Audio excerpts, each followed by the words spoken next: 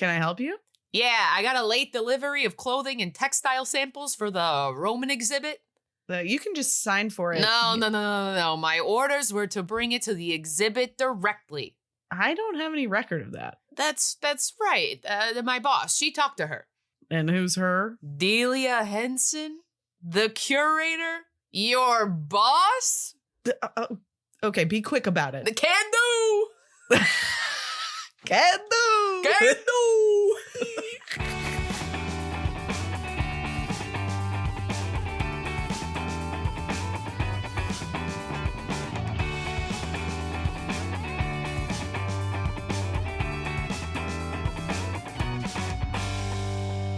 Hey, Val. Hey, Al. Welcome to D-Commentaries.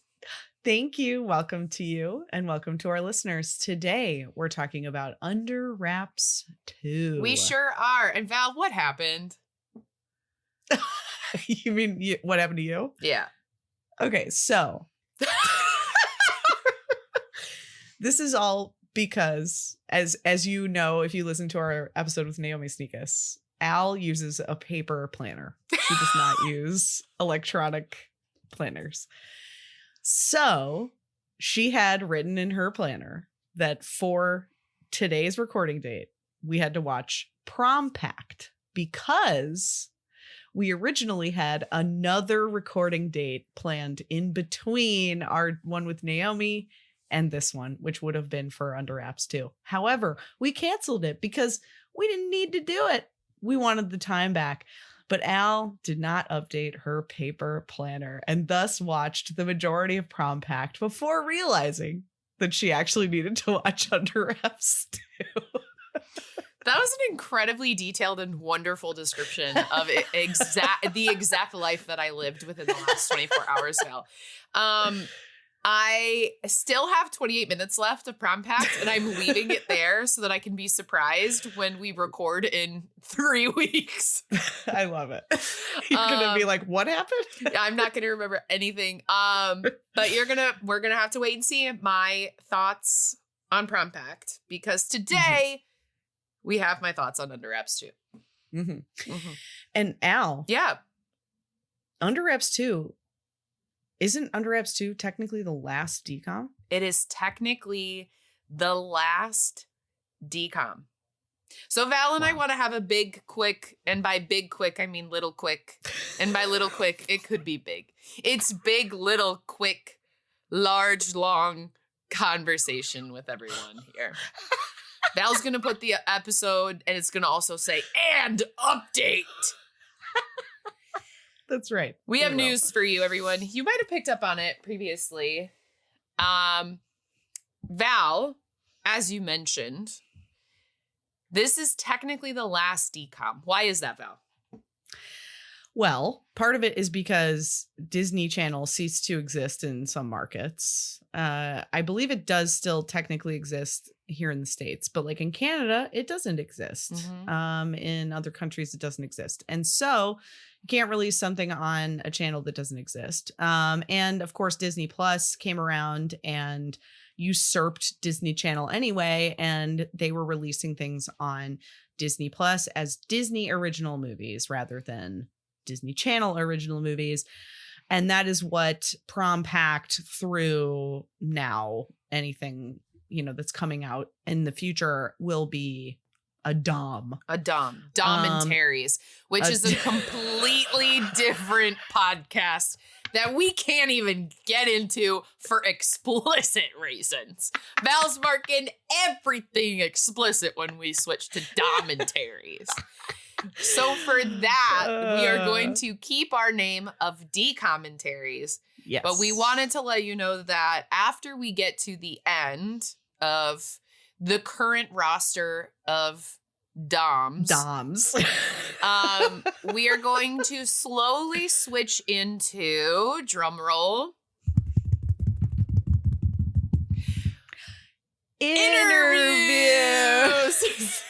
That was not planned, but we like hesitated and sucked in air at the same time to be like, we're saying this word together, right? So we're going to switch to doing interviews of actors who've been in DCOMs because anybody affiliated with DCOMs. Yes, not just actors. Yes, thank you, Val. Anyone affiliated with the DCOM. Because we've watched all of them, so we want to hear more stories behind the scenes. We really enjoy getting to meet and chat with the people who we have interviewed so far, and we want to keep that going. But if there are no longer DCOMs or DOMs to watch, then we still want to keep this alive for you guys. The Val, talk about the release schedule potential update. Yes. So through the existing DOMs, which I believe ends with Zombies 4, Rise of the Vampires, and I guess technically will at some point include Zombies 5, which was just announced. But through Zombies 4, which is something we currently have access to, we will keep our normal schedule. Every other week on Tuesday, we'll release an episode. After that, which will be around the end of May, beginning of June, when we pivot to mostly interviews, we will watch the movies as they come out. So whenever Zombies 5 comes out, we'll absolutely do an episode about that. And we'll continue to do that for as long as they're making those movies. But once we are predominantly doing interviews, we're going to move to a monthly release schedule. So we're not sure yet which Tuesday of the month we're going to do, but one Tuesday a month, we will be releasing an interview. So if you guys have any requests of people who you'd like to hear us chat with, please let us know. Send them an email to email us. Yeah, sure. If you know anyone and you want to send them our way, absolutely, please do. But yeah, so that's the plan. And we will obviously keep you guys updated if anything changes about that. But we're really excited. As Alice just said, we love doing these interviews. We've really enjoyed them, and we want to keep doing them. So that's the plan. And we will do them as long as we have people to talk to. Absolutely. So yeah. Stay tuned for that. But until at least May, June, we're doing what we always been doing. So we're going to be doing. And then also Val kind of mentioned, so like Zombies 5 was announced, and there's potentially other DOM movies that we don't know exist yet that are going to come out. Right. But we'll watch those as they come out. So it'll be fun to review those as everyone else is watching it for the first time too. So we'll make sure to do those as well. But basically, we're just going to go to a shorter schedule because we've been doing this for 5 years, you guys. And we said it would take 5 years, and here we are. It's kind of crazy that we started doing this in 2021. So yes. And we want to be realistic about interviews with people who have busy lives. We don't expect to be able to interview 2 people a month. That's pretty ambitious. But 1 a month, we think we can accomplish. So yeah, if anyone has thoughts on who we should talk to, please let us know. We love getting your comments. You can comment on individual episodes on Spotify. I'm not sure if you can do that on Apple or any of the other platforms, but we do get those comments and see them. So thank you. So thank you for being nice to us, because I don't do well with constructive criticism. And that's our big update. Yay, update.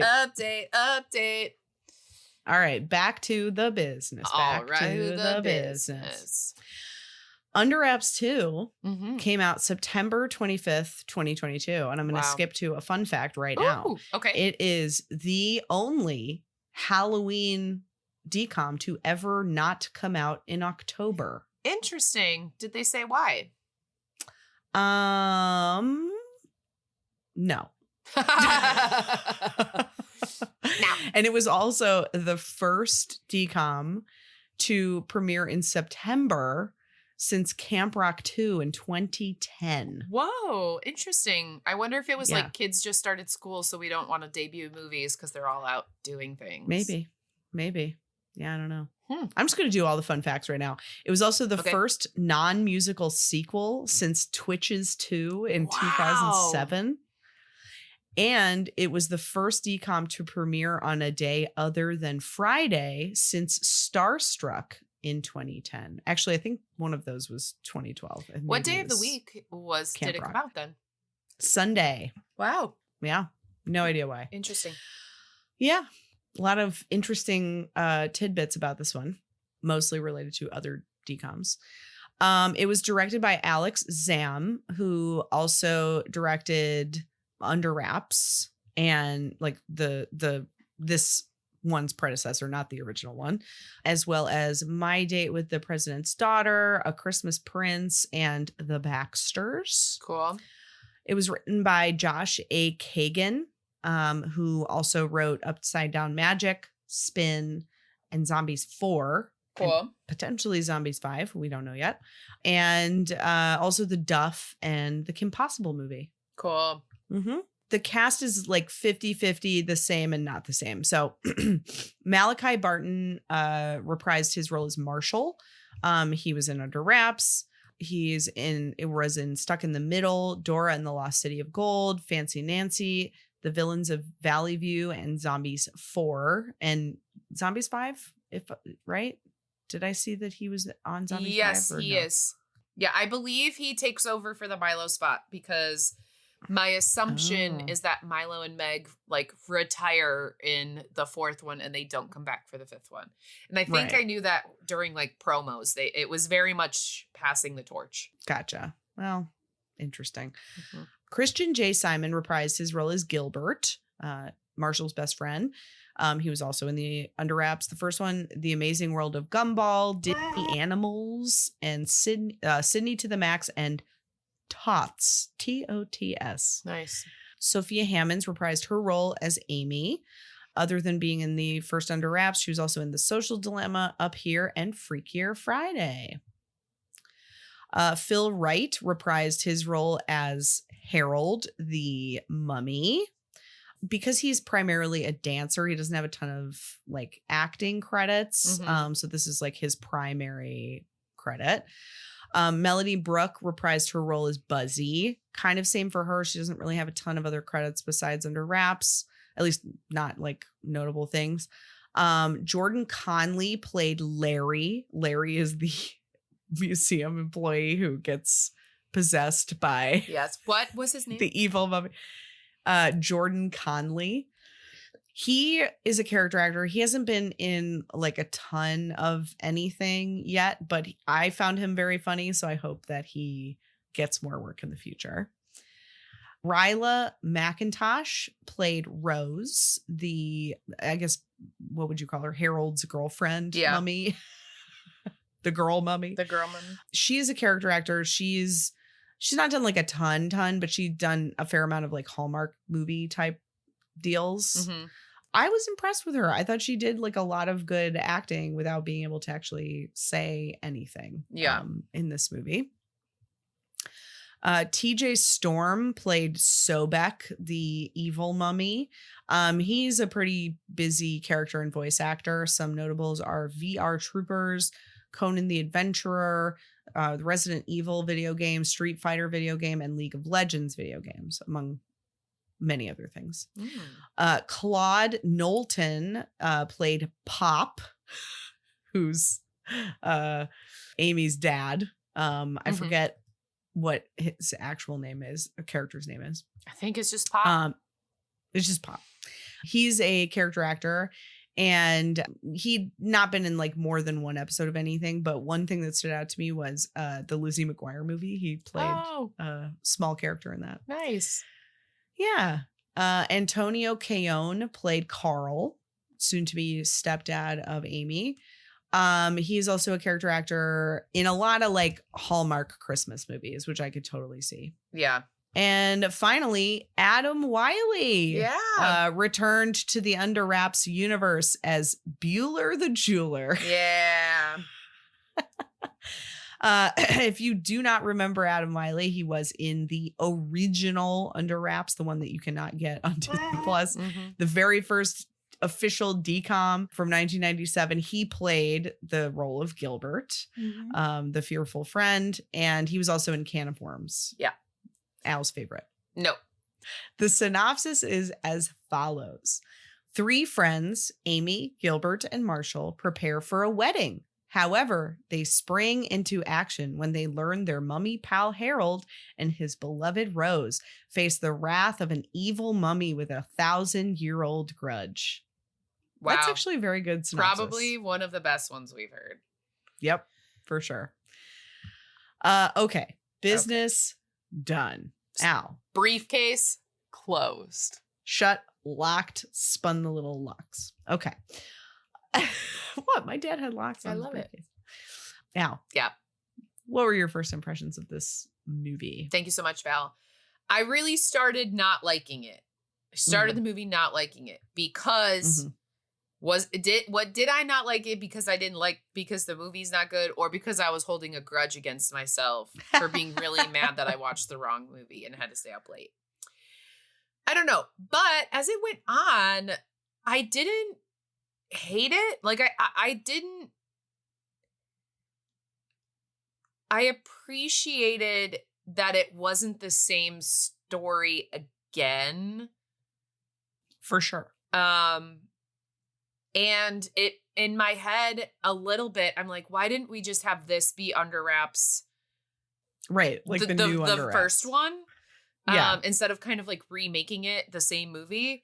Yeah. But I thought the characters were fine. I think there's an underarching, like, morale of the story, a little foreshadowing.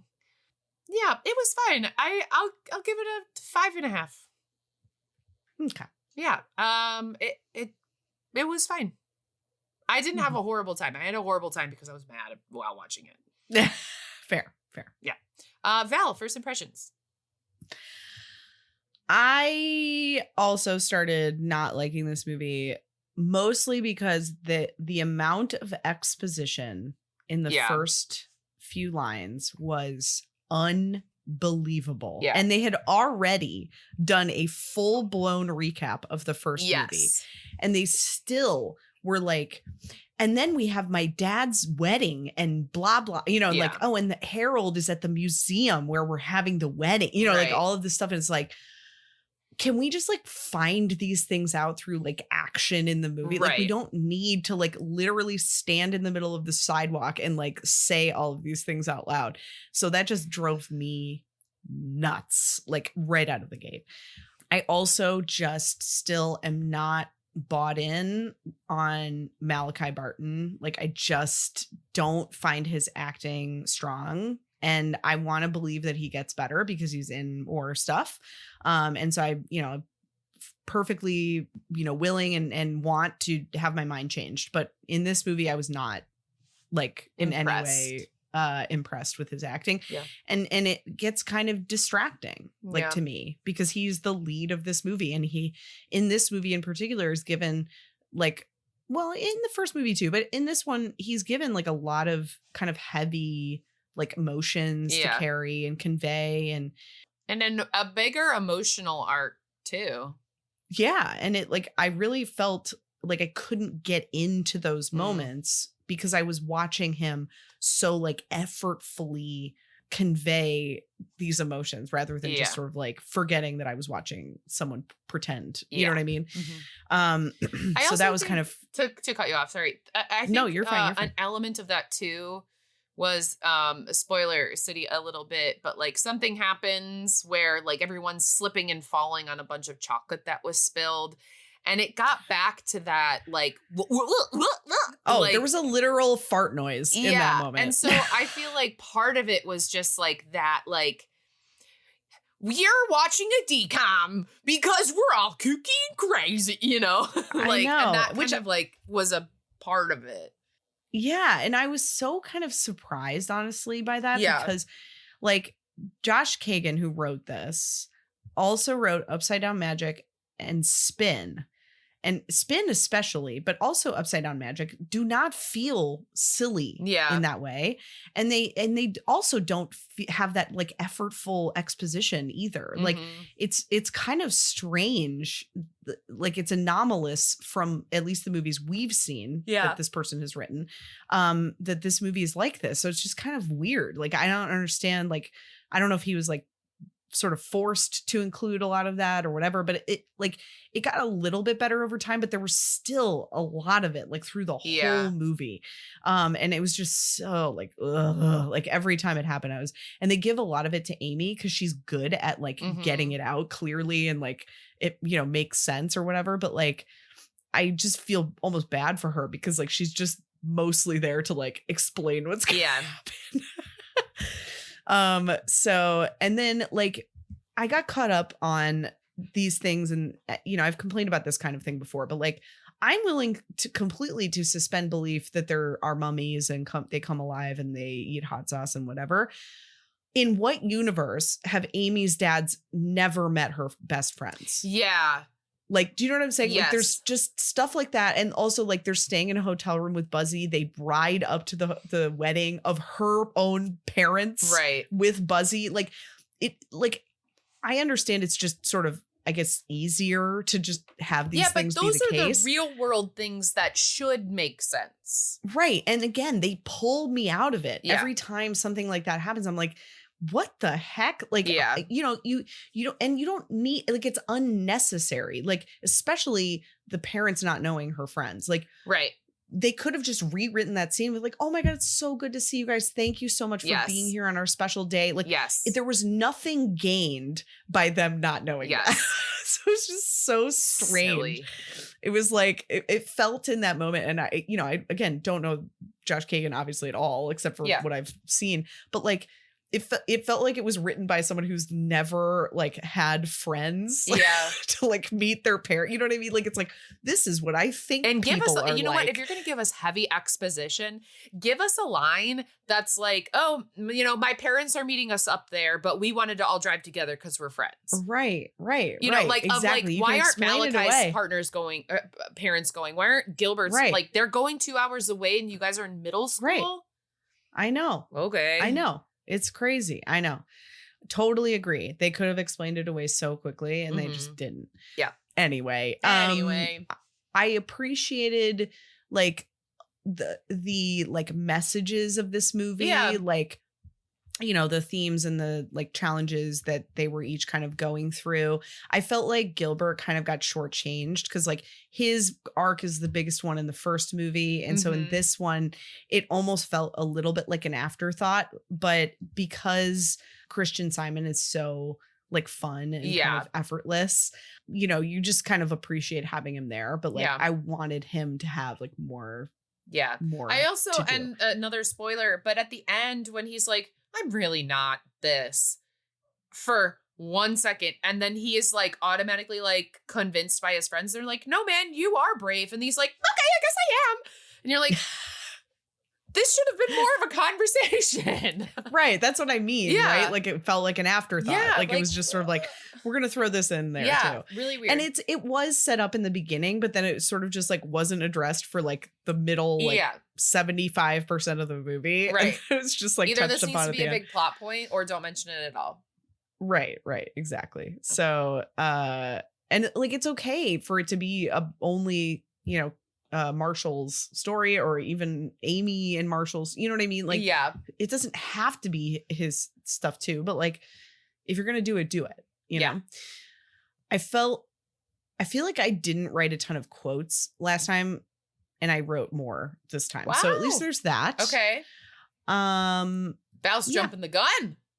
No, I was just saying, like, as part of my impression, I thought like the joke writing was improved from the first one. But yeah, that's kind of how I felt about it. Okay. Al. Yes. Any favorite quotes or moments or unfavorite? Thank you so much. I really did not write much down because I was doing things around my house while watching. And anytime there was a plot point, I took precedent over that than writing something down. So I wrote 3 notes. 3 notes or 3 quotes? 2 quotes, 1 note. I wrote three things that were not part of the plot. So that were not part of the plot. Okay. So I was like, have, wait, you wrote 3 things for the whole plot. Oh God, no. That one I had to I was just prioritizing. I gotcha. Okay. So my 3 notes were, but of course your majestic legs need room to stretch. And part of one of the bits throughout of the cursed museum worker Larry was that every time he would talk to the mummy in charge, he would say Sobek.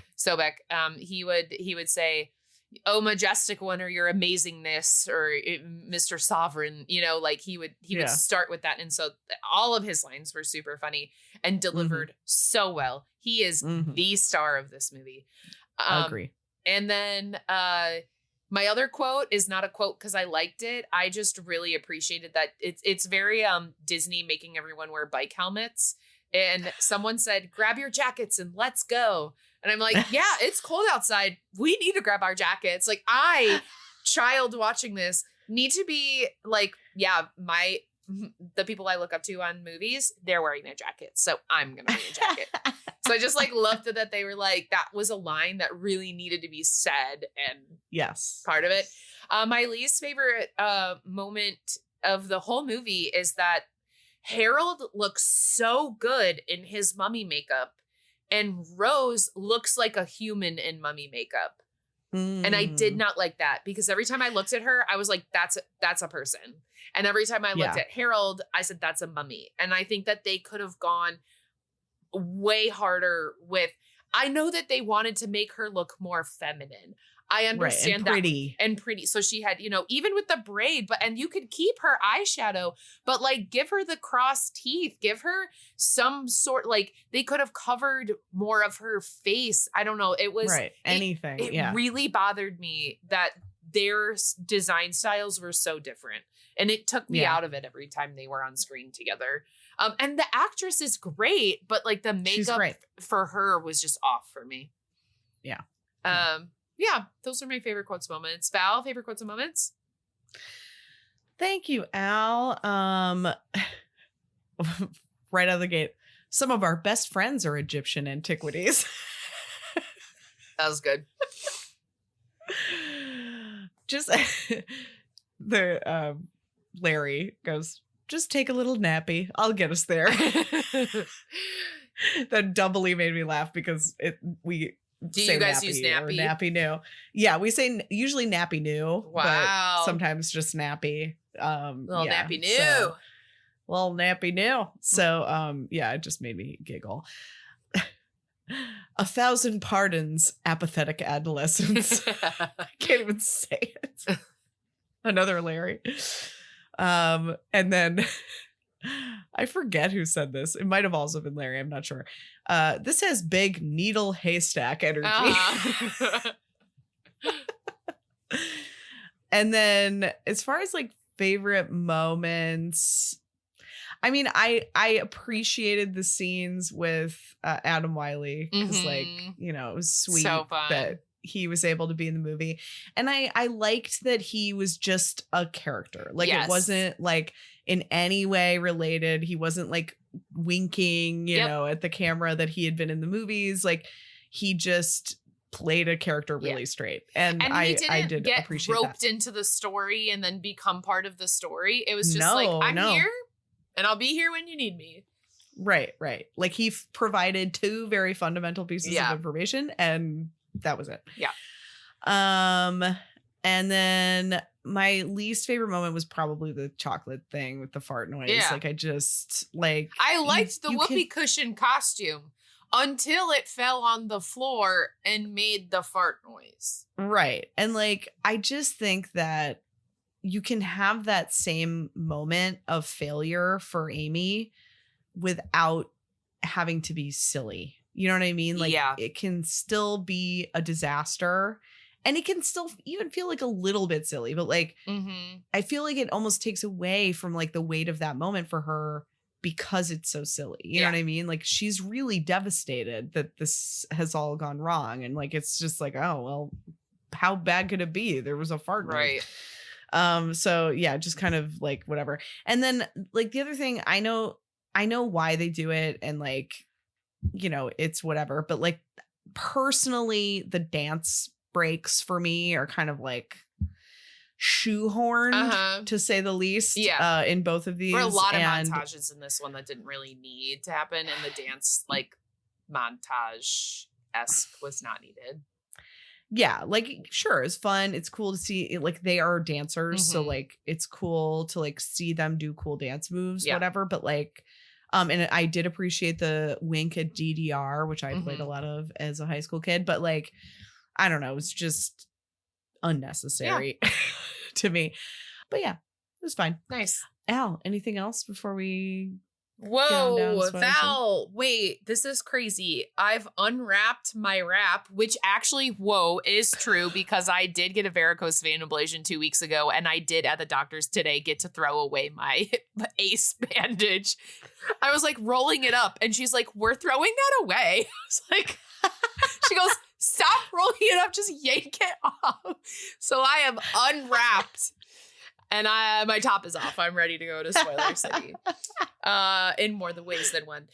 Thank you for joining me here where I, Al, spoiler the city, and Val keeps me humble when I get something wrong. We open up on kids searching in a corn maze. We have our main three again. We have Amy, Marshall, and Gilbert. They are filming some film. It kind of feels like a movie. It's the vibes we're going for. Yeah. Maybe an allusion to the first movie where it was a movie in a movie. Yes. I assumed that was kind of the way they were going. And a werewolf pops out and they scare them. And then the lights turn on and they're in a haunted corn maze. And they're like, the corn maze is closed, leave. So they're like, whoa, that's crazy. We find out that Gilbert now has his own YouTube channel called Gutsy Gilbert, where he does all of these crazy fun things that are skydiving and eating bugs and going in the haunted maze to defy his fears of being a scaredy cat. And so now he puts it on YouTube and, gets views, get paid, my guy. We learned that Amy's dad is going to get married, so the wedding is coming up. And another thing to Val's point earlier of the dads never having met her friends, why is their 8th grade daughter planning their entire wedding and they're not doing a thing? A story for another time, but a question I had throughout. And then we can also kind of see at this time that Amy and Gilbert have this closer relationship. And if you remember, Amy was the new kid in the first movie. So in this one, like, Marshall's kind of getting pushed out a little bit, and Gilbert and Amy are kind of becoming closer. And they both work on the newspaper. They both work on the newspaper. They have all these, other things that are happening. And so they, are working a little bit closer together, and you can tell at this time that Marshall's starting to pick up on it, and he's starting to get sad, and that will come back. And Dad's wedding is in the same town as where Harold is with Rose.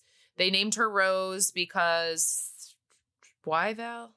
They wanted to give her a name, and it's Amy's grandma or Gilbert's grandma, one of them. Yeah, or their aunt or something. Yeah.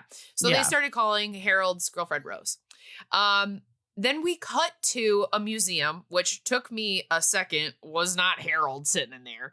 And this security guard is eating a meatball sandwich, and he's like, man, I can't believe they got me working the night shift. Eating a meatball sandwich in the mummy section. We're talking night at the museum. Like, just sitting on a display. Just like sitting on a display. And the things where it's like, I don't care that the mummy comes alive, but I care that this display doesn't have an alarm sound that goes off. I go to the Art Institute and I stand too close to the statue. I'm getting beeped at. Where's these beepers?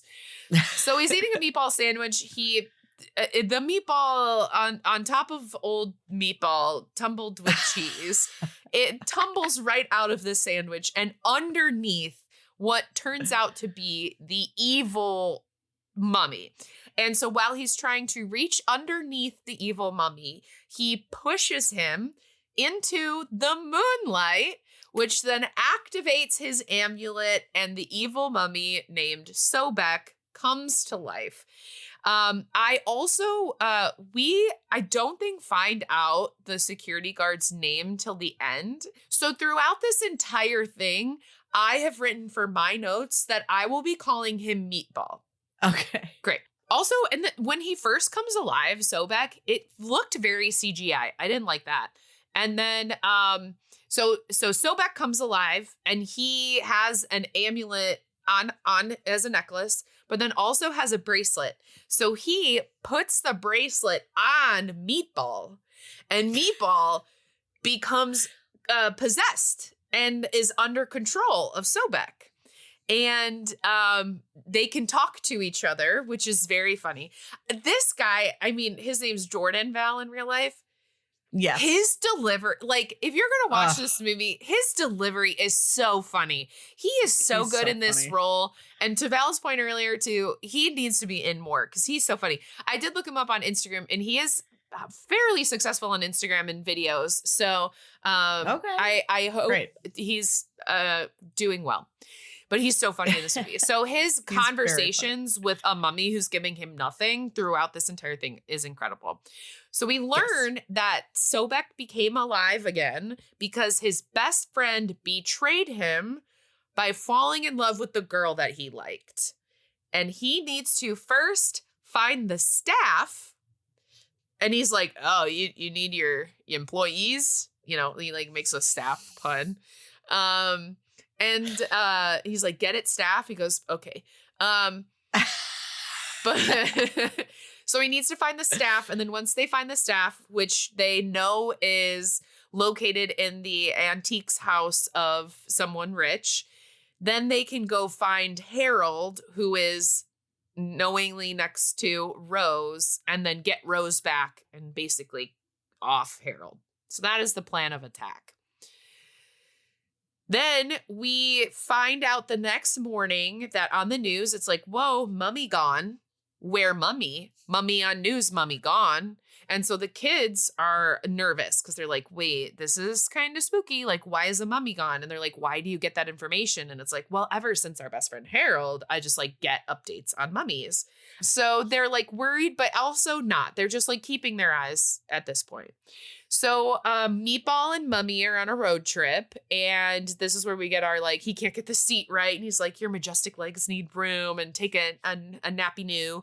And and they're going to find the staff at the antiques guy, and then they're going to go to Rockport and find Rockport is where the wedding is and where Harold is. Right. So the kids get Buzzy to drive them to the wedding on the road trip. Buzzy is the one who owns the like costume magic shop in their hometown. And Buzzy, Gilbert, Marshall, and Amy, for some reason, the four of them are going to Amy's dad's wedding, and they're all staying in the same hotel room. And it's a suite. It's with separate rooms. It is. So it's like a little more normal. And we find some more information on Sobek, that Sobek and Harold both liked Rose. Harold took her away, and now he's sworn enemy, and he's like, I'm going to live 1,000 lifetimes until I can get back at you. We get to the hotel that they're staying in, and the dads own the hotel, Val? No, I think they're just staying really there. into it. They used to live in this town. Yeah. Like Amy's from this town. So I think it's just like a place that they really like. Cool. It's also, they're getting married on Halloween as well. So the fact that, you know, mummies are around and crazy things are happening is not out of the ordinary, because it's kind of like if this were happening in like Halloween Town or other Halloween, Sleepy Hollow. Right. It's why in Halloween Town they can walk among normal people only on Halloween, because that's the only time they don't stand out. Yeah. It's the same concept. Very much so. So her dads are there at the hotel, and then they're like, we need you to do all of the wedding planning. And also we need you to get our rings. And she's like, great, I'm going to guard the rings with my life. And I wrote foreshadowing. So she goes to pick up the rings at the ring store, and we get Adam Wylie is Bueller the jeweler, and he's the ring guy. And then they're talking about Sobek, and they said, whoa, look at this amulet. He has one just like Harold. And they're like, ask the ring guy, because he knows gems. And he's like, that's red jasper. That is up to no good for eternity. So red jasper, bad. So the kids then sneak into the museum to wake up Rose and Harold to protect them. They move them into the moonlight. They wake them up. They have their little moment. And then they're like, you are being attacked? You need to come with us. So they bring them to the hotel. And then at the same time, Sobek and Meatball break into the rich person's house. Val can't handle that I'm calling him Meatball. Meatball. Sobek and Meatball break into the fancy person's house and steal the scepter, the staff, the employees. Then the mummies are staying in the hotel room with them. And I didn't like this part because they were doing a lot of like, this is a mug.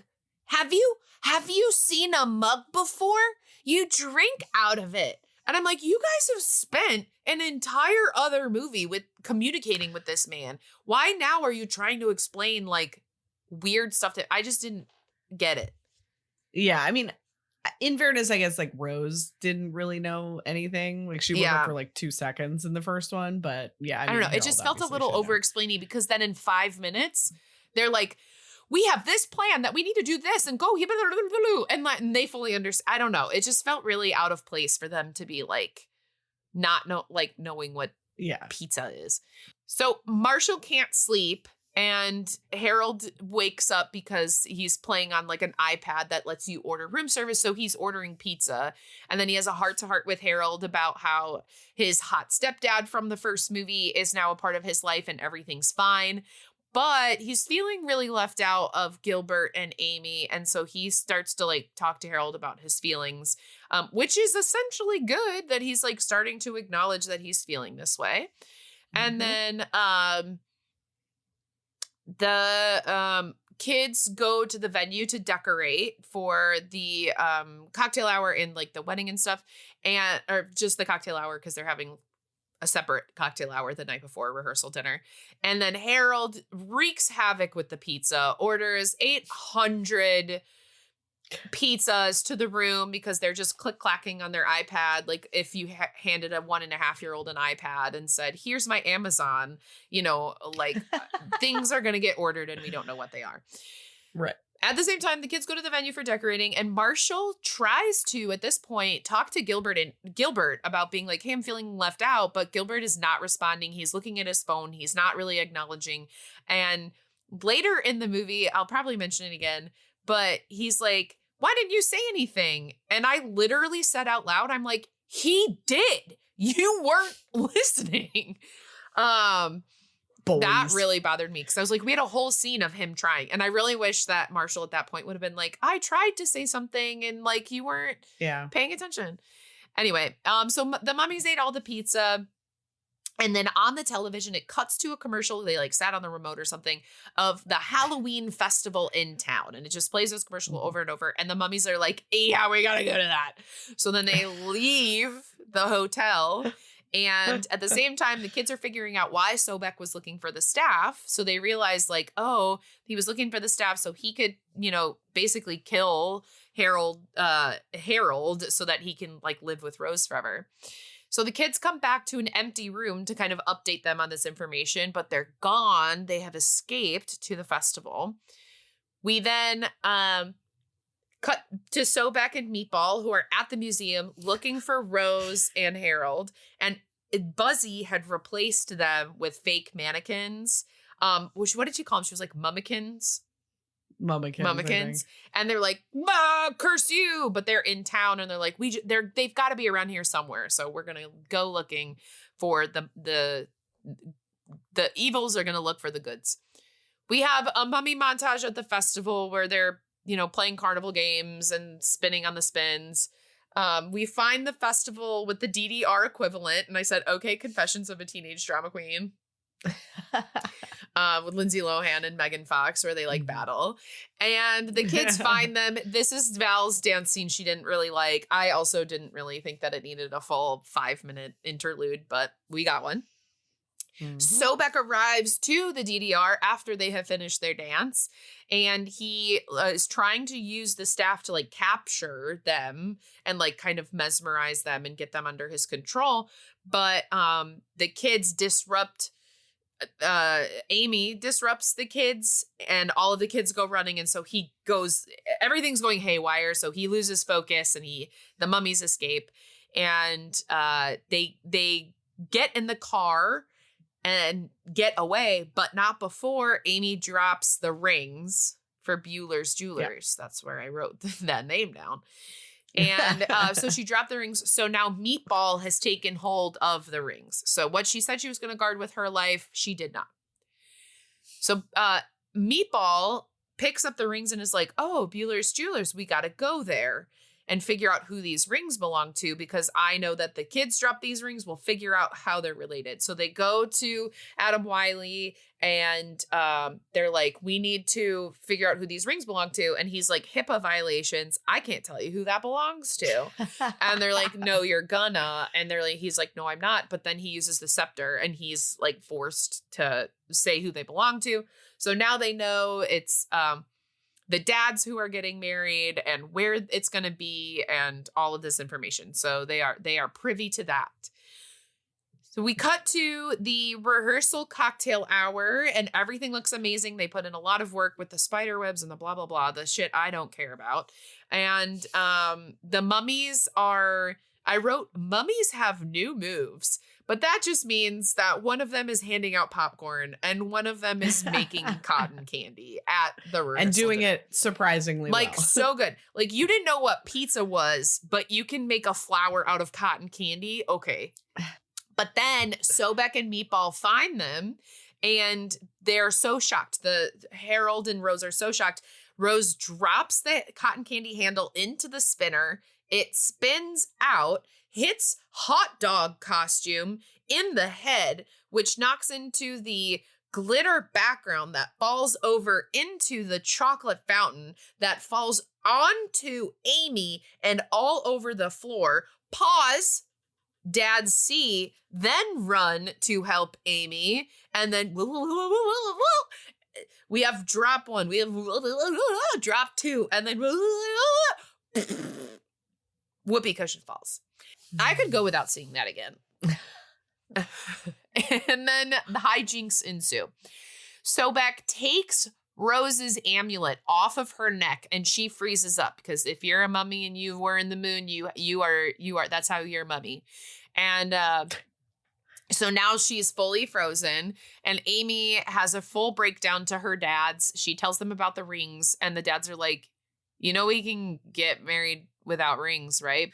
So she's very sad. And then she, goes back and they're trying to encourage her and get, trying to figure out a plan. And then they all go back to the hotel and Marshall finally admits that he is feeling a type of way of Amy and Gilbert kind of closing him out. And he's finally admitting this. Yeah. And when he's like, you guys don't include me, and he turns and runs away. I'm assuming he's running into another room. I'm assuming that he is running out of the hotel. This man runs to the windowsill and like pulls a blanket over his head. This kid fully pouts. He's like, you guys don't pay attention to me.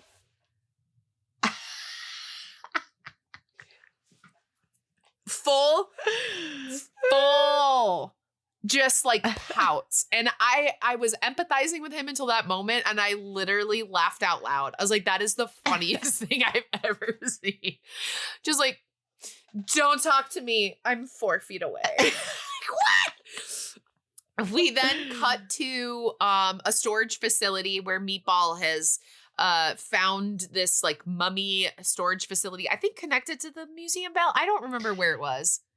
Yeah, so basically like what they said was like every museum has like a warehouse where they keep stuff that's not on display. And so they were trying to find a place where the mummies could sort of hide in plain sight and never be disturbed again. Because Sobek wanted to be quote unquote buried with Rose. Yeah.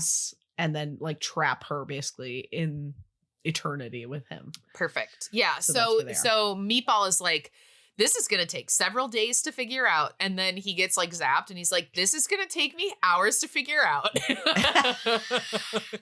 It was so good. It's so silly. We cut back to Amy and she's a heart to heart with her dads. They're like, we're still going to get married. We don't need rings. We have our love. And then they have a kid heart to heart where I wrote Gibby.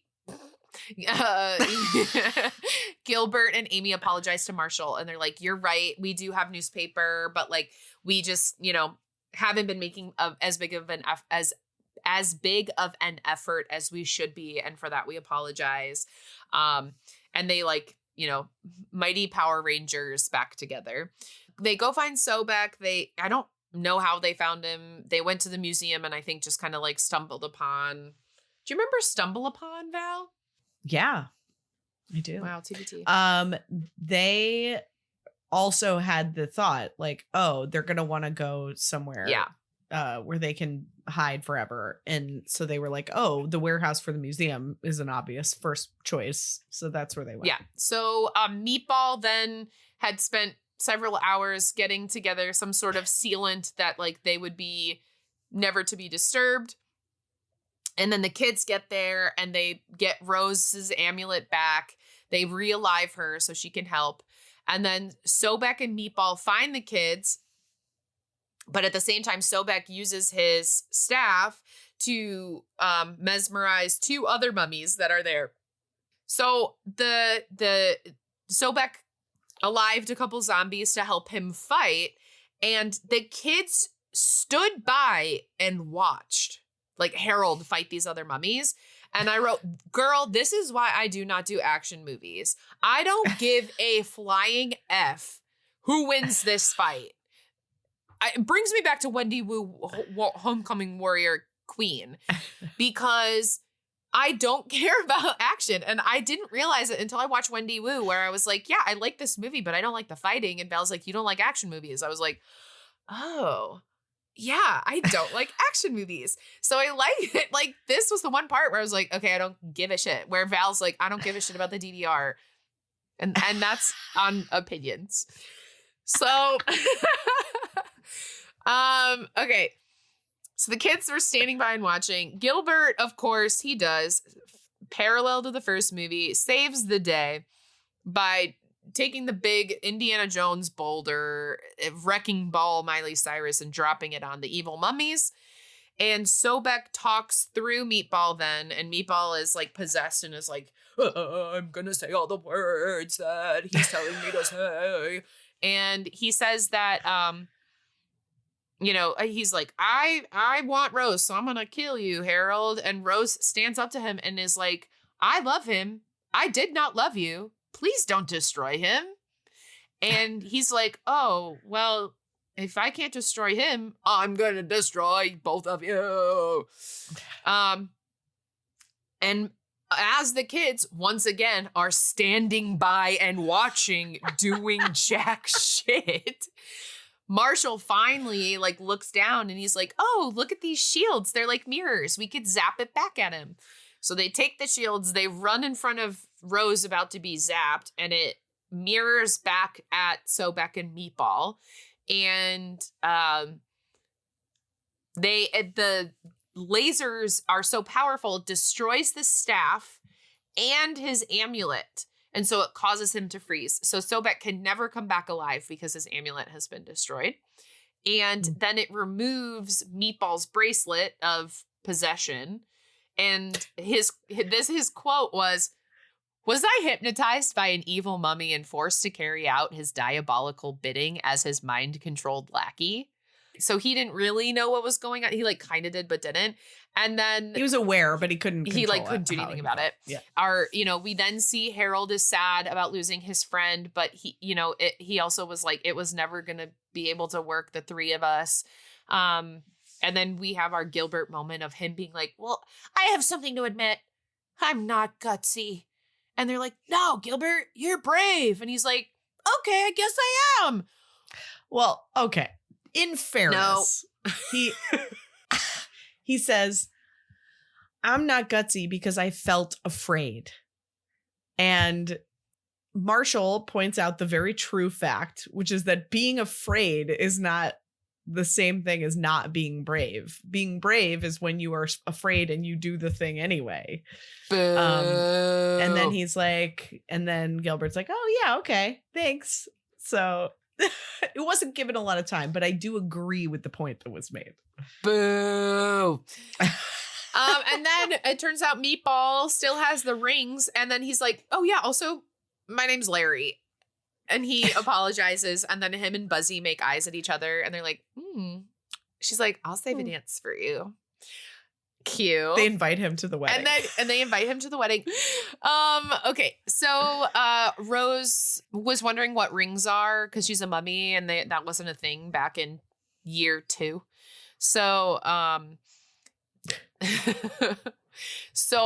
she explains what rings are, and then we see the wedding, and then I wrote with the wings. I don't know. It was a typo and I kept it. So then Rose nudges at Buzzy and is like, taps at her earrings, and Buzzy's like, yeah, I understand what you're putting down, and gives her earrings so that her and Harold can exchange rings. Where did Larry get a suit? We don't know. I had the exact same thought. And it's even like on theme with what the dads Where did he get a suit?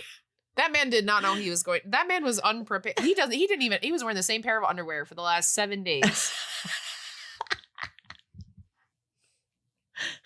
Where to get a suit? Then we get a dance montage at the reception. But you guys, it's almost midnight, so the mummy's got to get back to the museum. And Marshall is like, I'm really going to miss you. And then they lay back down. But Marshall places like a printed out family picture of all of them from the wedding. And he like tucks it into Harold's hands. And it wasn't like a discreet, like, I just want this to be between us. It's just this fully kid visible. Fully admitted to a crime by leaving it out in the open. Like, I was like, tuck that shit away. What are you doing? Like, it should, like, a corner of it should have been peeking out, not the entire picture being shown. And then they drive away from the museum and they say, what are you doing next Halloween? And we haven't gotten Under Wraps 3 yet, but who knows? No, we haven't. And that's it. That's it. And now, and also, in the moment that he says goodbye to Harold, he has this what is meant to be a very emotional goodbye. And this was the pinnacle of him not being able to rise to the occasion. In this moment, like, he is meant to be sobbing and like just completely succumbing to his emotions, and he is none of those things at all. And I'm not, it's funny, like, whenever I'm doing these criticisms, like, I'm not saying I could do it any better. I have no idea. Probably not. But like, if your job is to do this, then do it. I hope he gets better. I really do. I think he will. I think if he's in the zombies, that there's a lot of growth. I think he was really young here, and I'm hopeful. I'm hopeful. I look forward to seeing him improve. Thank you, Al. You're welcome, Val. I feel good to go to bingo. We are at bingo. Wow. That was nice, huh? Trying to wake you up. I know. I'm awake. Val just opened her eyes as wide as she could. It was so funny. It was so spooky, Val. All right, do you want to start? Sure. Yeah. One hit wonder song. So there were some songs. Yeah. One of them was definitely sung by the cast. Yeah, one was by Gilbert, right? Well, they were all 3 singing on one of them. Okay, so they all sang on My Kind of Monster. And then there's Got You Under Wraps, which it looks like is... Wait, Broderick Jones. Who's that? I don't know. Just their only credit. Only credit, one hit wonder. It's their only credit. Yeah. So I'm going to say that Got You Under Wraps is a one hit wonder. Let's do it. Yay. Breaking the fourth wall or looking into the camera? No. I didn't see anything. No, the only thing, did they like look in the camera when they were clicking the TV? So the one thing that maybe could be construed for me is when they were like waking up or going to sleep. Yes, done. Because we get like an extreme close up on their eyeball. Yeah, and they're basically let's do it. At the camera. Okay. Holiday themed. Yes. Halloween. Indeedy. And it actually was on Halloween. Clunky metaphor. I mean, yeah. The zombies, like the zombies relationship is like a direct correlation to like, oh, our friendship could turn into this if we're not careful. Is this the first time I've ever picked up on the metaphor? I mean, I don't know if that's true. I think so. You did a good job. Thanks. Parents who just don't get it. No. Cool non-parent adult. Buzzy, because she can drive. And Meatball. Someone too famous for a TV movie. No. Mm-mm. Competition to resolve central problem. Mm-mm. No. Montage sequence. Absolutely. Yeah, a lot. Cliche villains. Evil mummy. Mm-hmm. Evil mummy ex-best friend. Mm-hmm. Clothes or items you owned. So I don't know if this counts. Okay. But Michael and I have identical wedding rings. I did not get an engagement ring, and our wedding bands are the exact same band. Obviously different sizes, but the exact same band. And we actually ordered them. We got buy one, get one half off because it was that we purchased them during Pride Month. Wow, yeah, I think that counts because those rings were identical, right? They were identical rings. Yeah, I love it. That's so funny. I also meant to mention this too, but in during the wedding scene, one of the grooms is wearing navy blue like suit, and one of the grooms is wearing like a burgundy. And I officiated my friend Kevin and Brandon's wedding, and one of them was wearing navy blue and one of them was wearing red, and so that was very fun. Funny. It was so cute. I was like, this is a thing. Yeah. Mm-hmm. That's awesome. Yeah. Very cute. Wow, we got that square. Nice. We haven't gotten that No, one, not in a while. that often lately. Rotten Tomatoes 40 to 60. I'm going to take the fact that they have not made a Rotten Tomatoes. They have not made an Under Wraps 3 as a somewhat of a guide for me on this one. I'm going to give it a 46. 33. Wow. Yeah. Wow. Not so good. Wow. Happily Ever After. Yeah. Yep. What are you doing next Halloween? Almost Kissing. No. Wait, did the dads kiss? Oh, shoot. I don't know. I missed it if they did. I didn't pay attention to the wedding part. Should we assume that they did? Let's assume they did. Okay. And you have to almost kiss to kiss. Great. That's right. Good job. Someone who became famous. Malachi Barton. Yeah. I mean, he's in the zombies movies. Yeah. Yeah. I'm marking it. Betraying of one's real friends or values. I feel like Amy and Gilbert kind of go against their friend. Not like insane betrayal, but like. I don't know, because like they don't realize that they're doing it.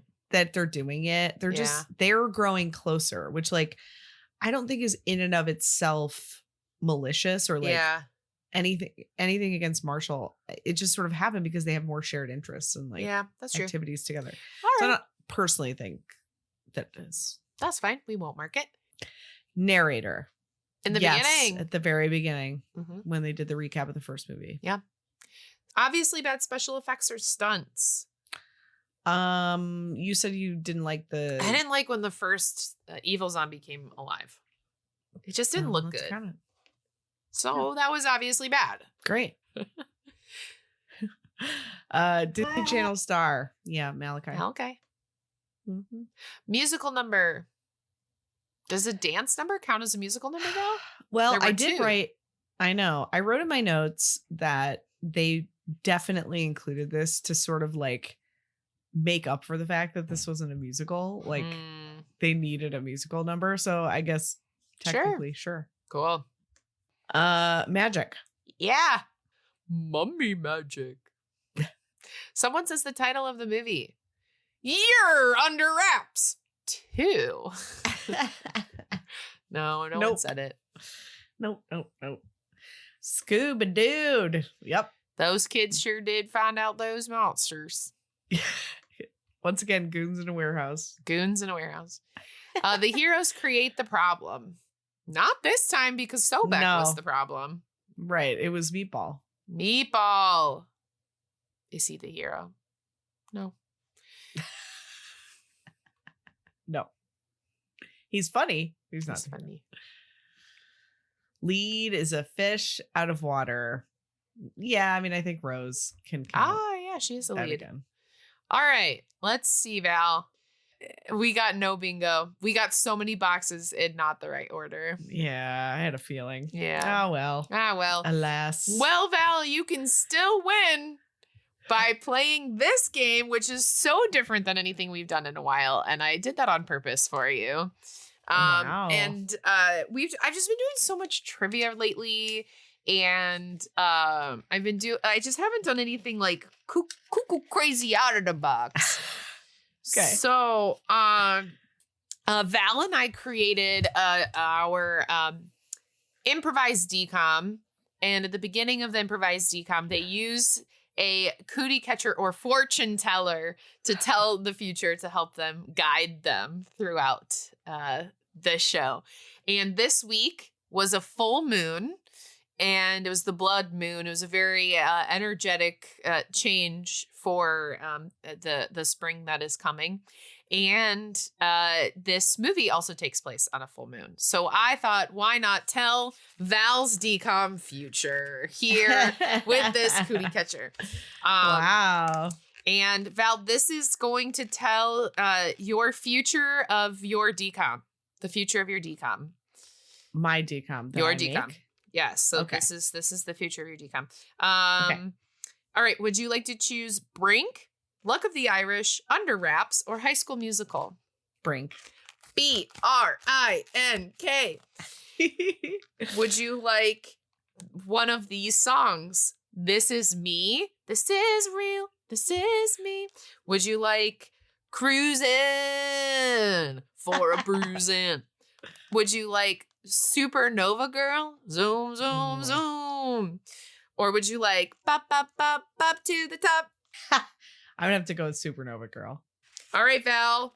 Wow! Val, you had an almost kiss. Wow. Well, That- maybe I even had a real kiss. Maybe because you have to almost kiss the kiss. All right, I'm gonna do mine too. Yeah. Okay, but you pick for me. Oh, okay. Okay, so Luck of the Irish, High School Musical, Under Wraps, or Brink. Luck of the Irish. Because she's picked it because I hate that one. LUCKOFTHEIRISH. Oh, okay, good. This is good. That's the other songs. The others. Yes. So we have Amigas, Cheetahs, Friends for Life. We have Get a Clue. There's nothing you can do. Mm-hmm. We have Say You Will, Say You Won't, Say You'll Do What I Don't, Say It's True, Say to Me, Say Love Me. And then we have Slam Dunk the Funk. Slam Dunk the Funk.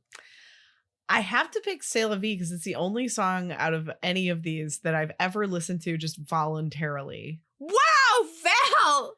Hooray! You've started the musical number. I started the musical number and you got an almost kiss. I love it. All right, do you want to know the two fates that we did not have on our DCOMs? Absolutely. We did not, congrats, win the big game. Oh, sure. And we did not, oh no, you're going to fail the big math test. So I feel like we got the good ones. we got the good ones. We got the ones that fit our needs. All right. Thanks for playing, Val. I thought that was a little fun way to switch it up. Yeah. Yay. Keep that around because maybe we'll play with some interviewees. Ooh, okay. Great. That's fun. I'll keep it right here in my little desk. All right, Val, what are we watching next week? Don't tell me. I already know. If you're tuning in just now, you missed all of the earlier story. We are watching Prom Pact next. Amazing. Well, thanks for joining me for this many DCOMs, Val. Excited to explore the DOMs with you. Yeah, I know. It's end of an era. End of an era. Truly. And it's almost like to the day, like our 5-year anniversary. It's crazy. Wild. Yeah. Thank you all for listening over these 5 years and being with us. And like we said at the beginning, we're not going anywhere. We're just changing a little bit as the movies and lives change. As the Disney company changes, so do we. But we hope you'll stay with us. And maybe if you have friends who like interview shows and not movie criticism shows, have them join us now that we're going to be doing interviews. Yeah, absolutely. Tell a friend, write a review, all the good stuff. We absolutely still appreciate that greatly. Yes. All right, Val, I love you. I love you. Bye, Val. Bye, Al. This podcast was produced by me. And me. And it was edited by me. The music was composed by Michael McNally. You can find us online at thetridentnetwork.com/dcommentaries-pod. And you can find us on Instagram and TikTok at dcommentaries. D-Commentaries is a part of the Trident Network. To learn more about our videos, live shows, and other podcasts, please visit thetridentnetwork.com. Disney Channel original movies. Damn it, Allie.